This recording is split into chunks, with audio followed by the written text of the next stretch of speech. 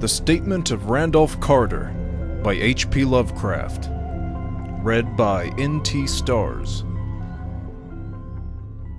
I repeat to you, gentlemen, that your inquisition is fruitless.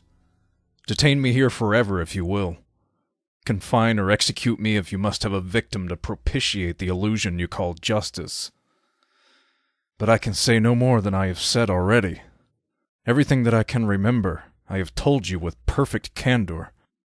Nothing has been distorted or conceited, and if anything remains vague, it is only because of the dark cloud which has come over my mind. That cloud and the nebulous nature of the horrors which brought it upon me. Again, I say, I do not know what has become of Harley Warren, though I think, almost hope, that he is in peaceful oblivion, if there be anywhere so blessed a thing. It is true that I have for 5 years been his closest friend, and a partial sharer of his terrible researches into the unknown.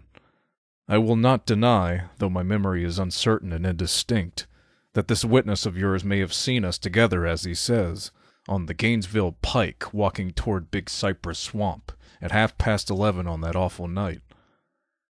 That we bore electric lanterns, spades, and a curious coil of wire with attached instruments, I will even affirm. For these things all played a part in the single hideous scene, which remains burned into my shaken recollection. But of what followed, and of the reason I was found alone and dazed on the edge of the swamp next morning, I must insist that I know nothing, save what I have told you over and over again. You say to me that there is nothing in the swamp or near it which could form the setting of that frightful episode. I reply that I knew nothing beyond what I saw. Vision or nightmare it may have been. Vision or nightmare I fervently hope it was. Yet it is all that my mind retains of what took place in those shocking hours after we left the sight of men. And why Harley Warren did not return, he or his shade, or some nameless thing I cannot describe, alone can tell. As I have said before, the weird studies of Harley Warren were well known to me, and to some extent shared by me. Of his vast collection of strange, rare books on forbidden subjects I have read all that are written in the languages of which I am master, but these are few as compared with those in languages I cannot understand. Most, I believe, are in Arabic, and the fiend-inspired book which brought on the end, the book which he carried in his pocket out of the world, was written in characters whose like I never saw elsewhere. Warren would never tell me just what was in that book. As to the nature of our studies, must I say again that I no longer retain full comprehension? It seems to me rather merciful that I do not, for they were terrible studies, which I pursued more through reluctant fascination than through actual inclination. Warren always dominated me, and sometimes I feared him. I remember how I shuddered at his facial expression on the night before the awful happening, when he talked so incessantly of his theory, why certain corpses never decay, but rest firm and fat in their tombs for 1,000 years. But I do not fear him now, for I suspect that he has known horrors beyond my ken. Now I fear for him. Once more I say that I have no clear idea of our subject on that night. Certainly it had much to do with something in the book which Warren carried with him, that ancient book in undecipherable characters which had come to him from India a month before. But I swear I do not know what it was that we expected to find.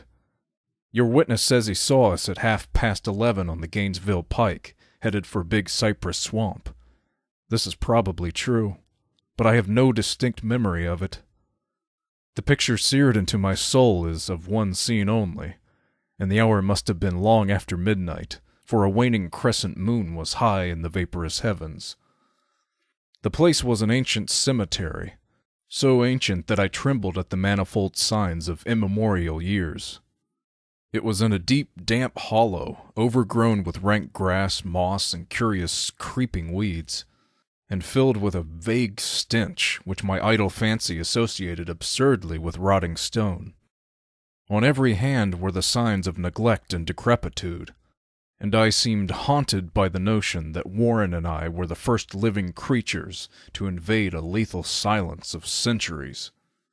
Over the valley's rim, a wan, waning crescent moon peered through the noisome vapors that seemed to emanate from unheard-of catacombs, and by its feeble, wavering beams I could distinguish a repellent array of antique slabs, urns, cenotaphs, and mausoleum facades, all crumbling, moss-grown, and moisture-stained, and partly concealed by the gross luxuriance of the unhealthy vegetation.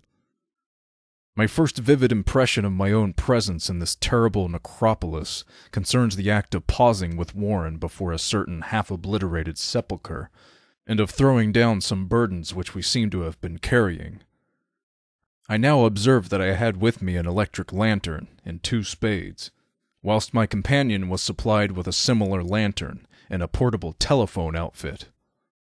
No word was uttered, for the spot and the task seemed known to us, and without delay we seized our spades and commenced to clear away the grass, weeds, and drifted earth from the flat, archaic mortuary. After uncovering the entire surface, which consisted of 3 immense granite slabs, we stepped back some distance to survey the charnel scene, and Warren appeared to make some mental calculations. Then he returned to the sepulchre, and using his spade as a lever sought to pry up the slab lying nearest to the stony ruin, which may have been a monument in its day. He did not succeed, and motioned to me to come to his assistance. Finally, our combined strength loosened the stone, which we raised and tipped to one side. The removal of the slab revealed a black aperture, from which rushed an effluence of miasmal gases, so nauseous that we had started back in horror.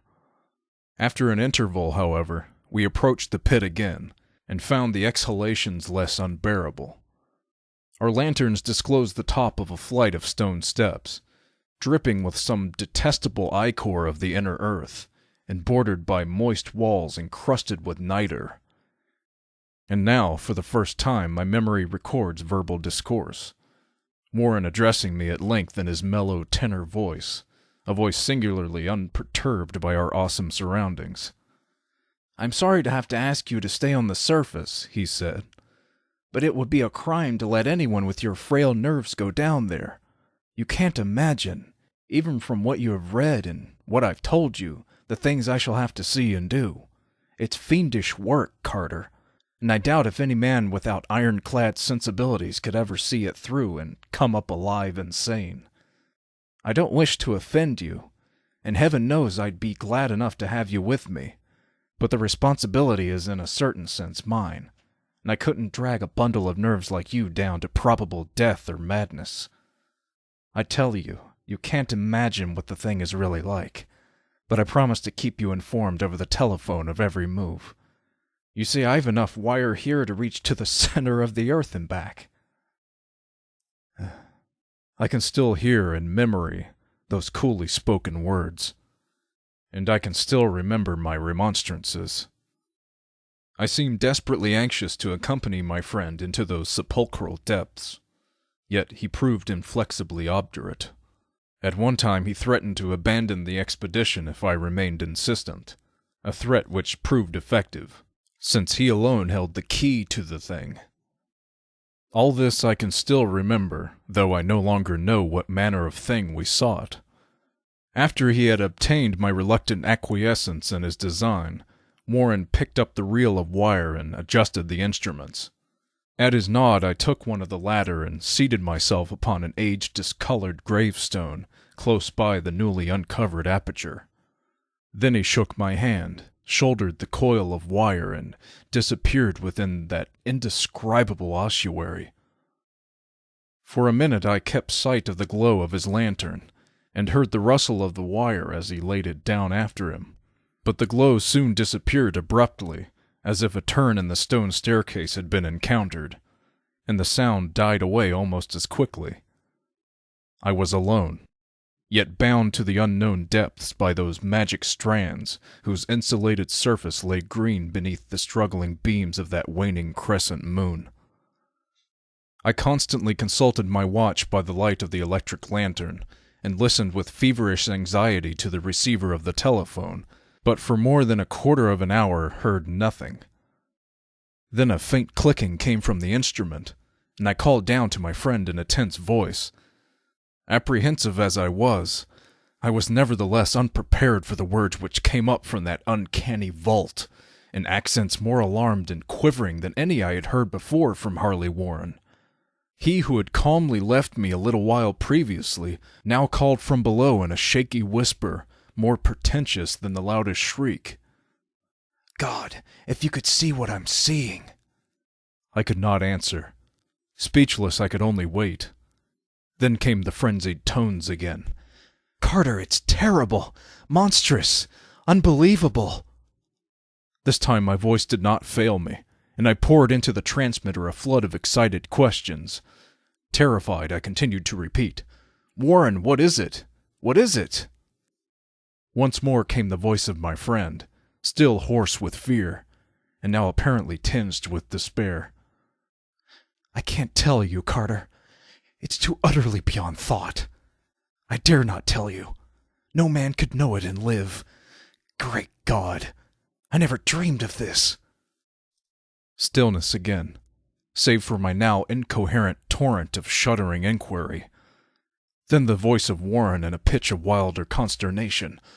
Carter, for the love of God, put back the slab and get out of this if you can. Quick! Leave everything else and make for the outside. It's your only chance. Do as I say and don't ask me to explain. I heard, yet was only able to repeat my frantic questions. Around me were the tombs and the darkness and the shadows. Below me, some peril beyond the radius of the human imagination. But my friend was in greater danger than I, and through my fear I felt a vague resentment that he should deem me capable of deserting him under such circumstances. More clicking, and after a pause, a piteous cry from Warren. Beat it! For God's sake, put back the slab and beat it, Carter! Something in the boyish slang of my evidently stricken companion unleashed my faculties. I formed and shouted a resolution. "Warren, brace up! I'm coming down!"